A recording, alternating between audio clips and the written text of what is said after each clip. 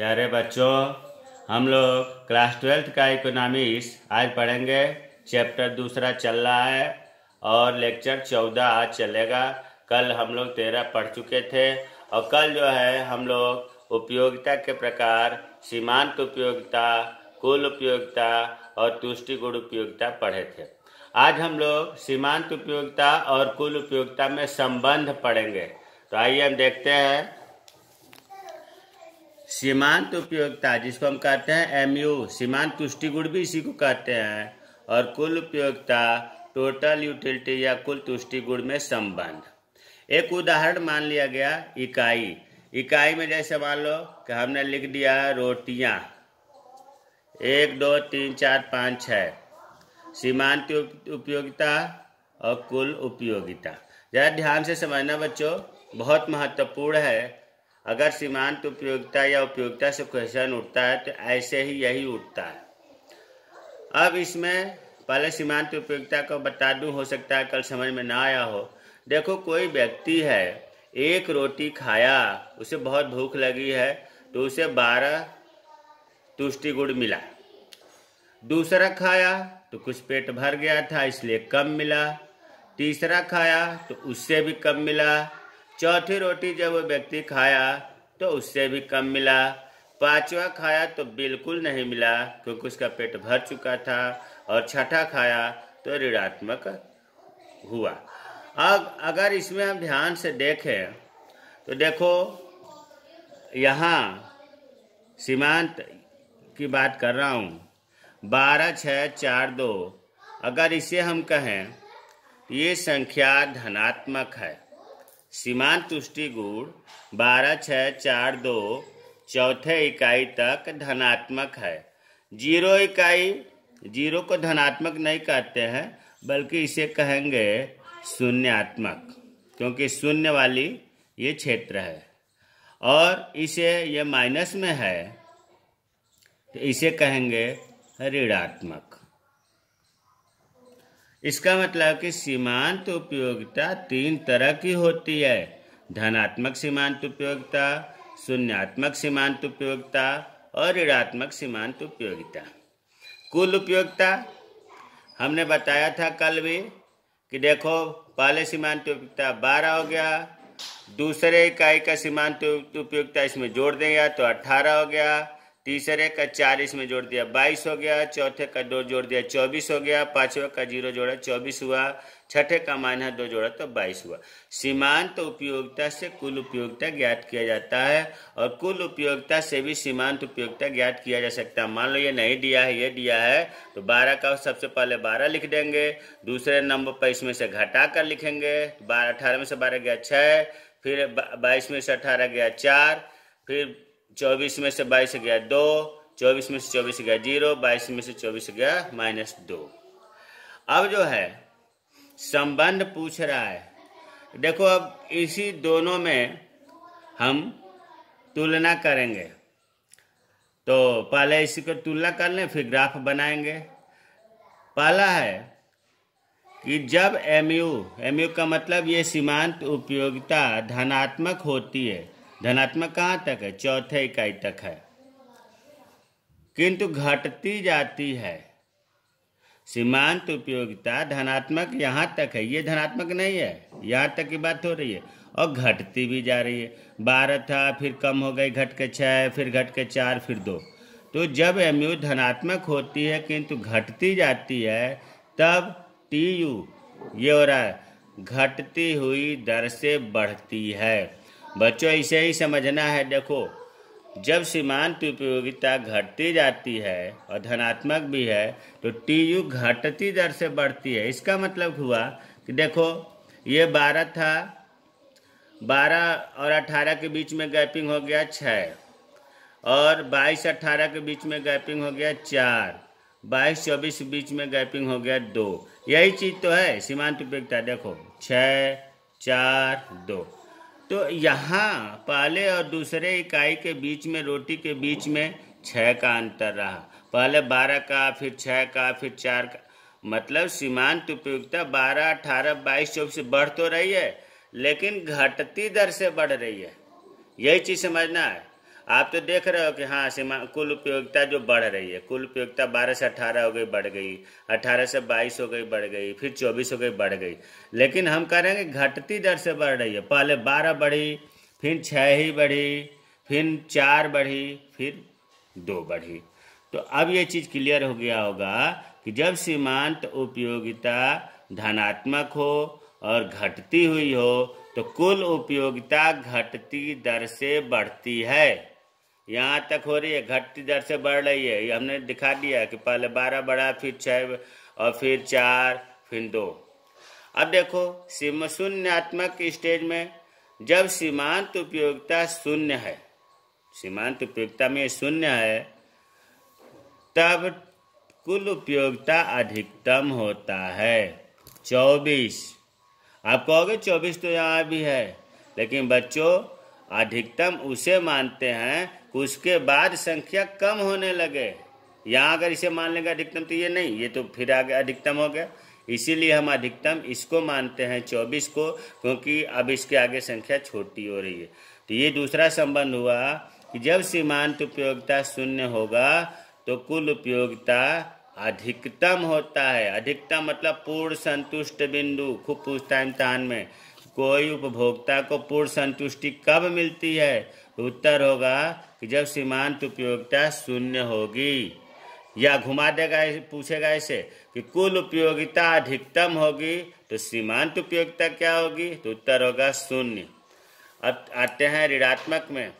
जब सीमांत उपयोगिता ऋणात्मक में होती है, देखो यही चीज लिखा है, जब MU ऋणात्मक होता है तब TU घटने लगता है। सीमांत उपयोगिता ऋणात्मक होते ही देखो टोटल यूटिलिटी 24 था, घट गया 22 हो गया। तो 3 संबंध आपको दिख गया। पहला संबंध ये दिख गया कि जब MU धनात्मक हो और घटती हुई स्थिति में हो तो कुल उपयोगिता घटती हुई दर से बढ़ती है। दूसरी विशेषता हो गई कि जब सीमांत उपयोगिता शून्य होती है तो कुल उपयोगिता अधिकतम अर्थात पूर्ण संतुष्टि का बिंदु होता है। तीसरा, सीमांत उपयोगिता जब ऋणात्मक होती है तो कुल उपयोगिता घटने लगती है। और चौथी विशेषता ये भी हो जाएगी कि सीमांत उपयोगिता 3 प्रकार की होती है: धनात्मक सीमांत उपयोगिता, शून्यात्मक सीमांत उपयोगिता, ऋणात्मक सीमांत उपयोगिता। बच्चों यहाँ हमने लिख दिया, एक तो हो गया ये, दूसरा हो गया ये, तीसरा हो गया ये, 4 संबंध। अगर इम्तहान में आप इस कॉलम को, इस कॉलम को, इस कॉलम को बनाकर चारों को नीचे लिख दें तो भी अच्छी बात है। यहाँ तो हम समझाने के लिए लिखा था कि यहाँ से यहाँ तक ये इस कंडीशन है, यहाँ से यहाँ तक इसकी कंडीशन है। यहाँ आप अलग से नीचे लिखें चारों संबंधों को तो बहुत बढ़िया रहेगा। अब इसको ग्राफ बनाते हैं। ग्राफ बनाना बहुत आसान है। जैसे मान लो इधर हम लिख दिए रोटी या इकाइयाँ,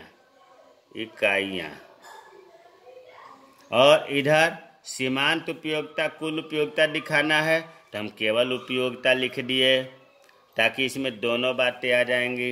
इकाइयाँ 6 हैं तो 6 भागों में बांट दिया, 1 2 3 4 5 6, 1 2 ये लिख रहा हूँ इकाइयाँ। इधर इकाइयाँ 6 इकाई है तो 6 लिख दिया, 3 4 5 6। अब उपयोगिता इधर इसमें देख लें, अधिकतम संख्या 12 है, इसमें अधिकतम संख्या 24 है। तो 24 है तो हम 5-5 की ग्रुपिंग कर लेते हैं, 5 10 15 20 25, 5 10 15 20 25, 5-5 की ग्रुपिंग है। ये माइनस में भी है तो 0 से नीचे माइनस होता है, तो यहाँ हो गया -5। अब जो है इसको ग्राफ पर बनाने के लिए बहुत पहले से बताया गया है। देखो पहले इसी को बनाते हैं, सीमांत उपयोगिता 1 का 12, 1 इकाई पर 12, 1 इकाई ये है, इसके सामने 12 10 ये हुआ, 2 ऊपर हमने चिन्ह लगा लिया 12 पर। दूसरे का 6, दूसरा ये है, 5 यहाँ होगा, इसको ध्यान में रखते हुए थोड़ा एक खाना ऊपर 6 हो गया। तीसरे का 4 है, 3 और 5, 3 पर 4 नीचे हो गया 5 से। चौथे पर 2 है तो 4 ये है और 2 हो गया यहाँ पर। पाँचवें का 0, 0 इस पर हो गया। छठे का -2 तो देखो माइनस यहाँ -2 नीचे आएगा, छठे के सामने -2, 5 यहाँ है तो इसके बीच में कर दिया। अब इसको जो है मिला दिया। हाथ से मिलाइए या स्केल से मिलाइए। चलिए हम हाथ से मिलाते हैं। बिंदुओं को मिला दिया, फिर ये हो गया। ये अभी हमने जो बना, ये क्या बना? ये MU वक्र बना, सीमांत उपयोगिता वक्र, सीमांत उपयोगिता, सीमांत तुष्टि गुण वक्र। अब हम कुल उपयोगिता का बना दें। 1 का 12, 1 का 12 वही हो गया, क्योंकि दोनों में 12 है तो यही पॉइंट हो गया। 2 का 18 तो देखो 2 और 2 के सामने 18, 20 से कम पर चिन्ह लगेगा। फिर 3 का 22, 3 का 22, 22, 20, 21, 22 यहाँ आ गया। 4 का 24, 4 के सामने 24 पर चिन्ह लगेगा, 25 से कम लगेगा। फिर 5 का भी 24, 5 का 24 हो गया। और 6 का 22, 22, 20 और 20 से थोड़ा सा ऊपर 2, 22। अब इसे हम हाथ से मिला देंगे या स्केल से मिला दें, कोई इससे अंतर नहीं आता। ये हुआ, इसका नाम हो गया TU वक्र। देखो बच्चों, 5वें पर सीमांत उपयोगिता 0, और आपको पता है कि जब सीमांत उपयोगिता 0 होती है तो कुल उपयोगिता अधिकतम होती है। तो इसको जो है इस बिंदु से इस बिंदु को मिला करके दिखाते हैं। यहाँ लिखेंगे सीमांत उपयोगिता या सीमांत तुष्टि गुण 0 है, और यहाँ लिखेंगे कुल उपयोगिता अधिकतम है, अधिकतम है। तो इस प्रकार ये आपका सीमांत उपयोगिता कुल उपयोगिता का चित्र भी बन गया। अब देखो प्रश्न इसमें हमने 8 प्रश्न दिया है, इसी में से घुमा फिरा करके यही पूछता है। जैसे कुल तुष्टि गुण वक्र की स्थिति होती है। कुल तुष्टि गुण, देखो ये है ना कुल तुष्टि गुण वक्र, कैसी है वक्र? इसका उत्तर होगा कि पहले ऊपर चढ़ता है, देखो यहाँ तक ऊपर चढ़ा और फिर घटता है। विकल्प हमने नहीं दिया। इसका उत्तर होगा कि कुल तुष्टि गुण या कुल तुष्टि गुण वक्र ऊपर चढ़ता है, देखो यहाँ तक ऊपर चढ़ा फिर नीचे घट रहा है। इसमें देखो तो कुल तुष्टि गुण यहाँ तक ऊपर चढ़ा फिर नीचे घट रहा है। तो इसका उत्तर होगा, यहाँ नीचे लिखा हुआ है उत्तर, पहले ऊपर चढ़ता है बाद में नीचे गिरता है। दूसरा है सीमांत उपयोगिता के 0 होने पर कुल उपयोगिता क्या होती है? देखो सीमांत उपयोगिता 0 होने पर कुल उपयोगिता अधिकतम होती है। इसका उत्तर होगा अधिकतम।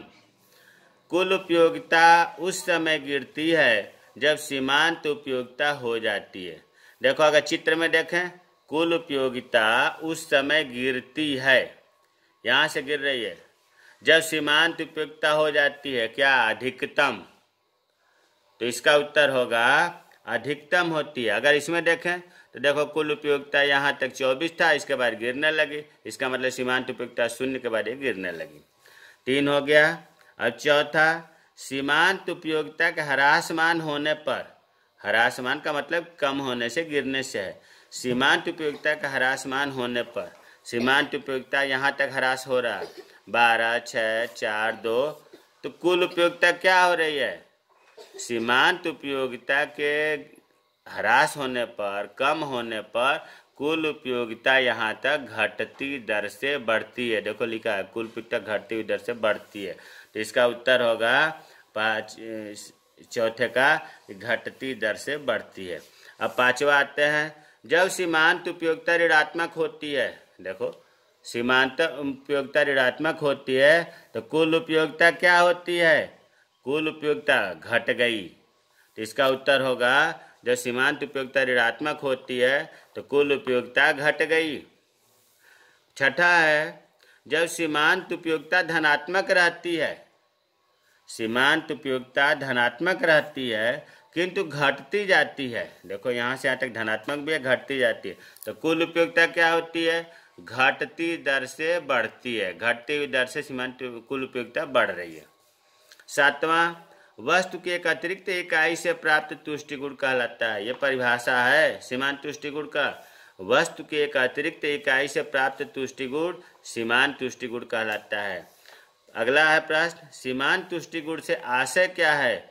अभी हमने बताया था, यही चीज इसका उल्टा कर दिया है। सीमांत तुष्टि गुण का आशय हो गया एक अतिरिक्त इकाई के उपभोग से जो प्राप्त होती है कुल तुष्टि गुण, वो सीमांत तुष्टि गुण है। तो ये 8 प्रश्न इसी में से निकला और आप इसे अच्छे ढंग से इत्मीनान से बनाएंगे, समझेंगे, कॉपी पर लिख लेंगे। बहुत ही महत्वपूर्ण है इम्तहान की दृष्टि से। जय हिंद, जय भारत।